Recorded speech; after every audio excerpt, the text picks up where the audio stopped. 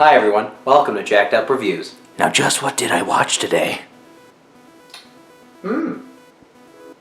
American Ultra is written by Max Landis, writer of Chronicle, and directed by Nima Nourizadeh, who you may remember from Project X. Don't worry, this was not another Project X. That movie was bad. This film can best be described as a stoner action comedy. Yeah, man. Mike and Phoebe, played by Jesse Eisenberg and Kristen Stewart, are madly in love, but Mike is afraid that he is possibly holding Phoebe back. I didn't really like the sideball until Kristen Stewart rocked it in this movie. Good job, Kristen. Hey, you're a good actress. You're just not given the best material. I mean, people judge you for Twilight, and it's a pile of garbage. Let the past go, people. What are you, 5? When Mike's not with Phoebe, having panic attacks or getting high, he's writing comics of heroes that are much stronger than him. I just realized I'm a cartoonist that drew a cartoonist with his back to the camera, while I had my back to the camera. I'm really lonely. But on a night like any other at the gas station he works at, Mike is threatened by 2 attackers, and surprisingly, he's able to kill them both within seconds. Terrified by what he's done, Mike struggles to get a grip on reality. Did he really do that? Why did he do that? Where's Phoebe when he needs her? What follows is a journey to find the origins of Mike's newfound badassery and a glimpse into the sinister nature of the United States government.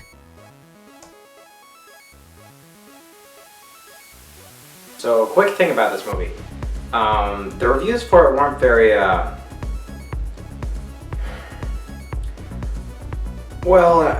okay. The critics tore into it. 50% on Rotten Tomatoes, like a 5 on IMDb. The list goes on. And Metacritic is in there somewhere, but f*** them. I didn't feel this way about the movie, though. Time to elaborate. I want to start off by saying the chemistry between Jesse Eisenberg and Kristen Stewart was phenomenal. When they would talk, I would feel something. When they would argue, I would worry that they would break up. The problem I had with this movie when it came to Kristen Stewart is that she became the damsel in distress at one point. Not only is this paint by numbers, but in the advertising, Kristen Stewart is shown holding a shotgun next to Jesse Eisenberg as if they're fucking Bonnie and Clyde. Kristen Stewart had at most 2 fight scenes. I wish there could have been more. Now, the fight scenes themselves were pretty exciting. The use of various props and set pieces was very creative, and the choreography was on par. Jesse Eisenberg did pretty well in the transformation from neurotic nerd into, well, let's face it, this plot is essentially Chuck, but they're stoners. And let me touch on that. The reason critics tore into this movie so much is because it doesn't know what genre it is. I enjoyed almost every part of this movie. That being said, every part could be in a different movie. There's action, romance, comedy, and a ton of gore. It's like Kick-Ass mixed with Live Free or Die Hard mixed with Cheech and Chong. I don't know what to do about it.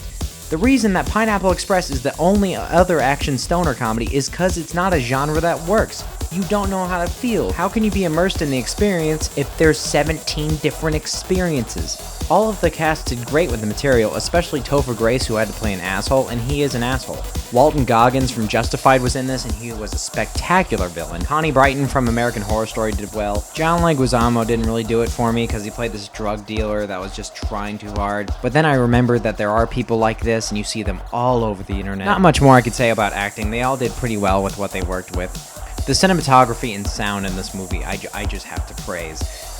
The sound, there were points where sound effects sounded as if they were really close to the main character, even though you knew they weren't. But I had this theory, and I looked more into it, and yes, it was after he got high that they made all the sounds very distorted and very far away from him, or closer, because they were trying to emulate that experience. The way the shots were cut made the movie very fast, but you could always tell what was going on, and angles were even used that resembled that of Edgar Wright's movies. Now, the work that could be seen put into the editing cannot be seen put into the special effects.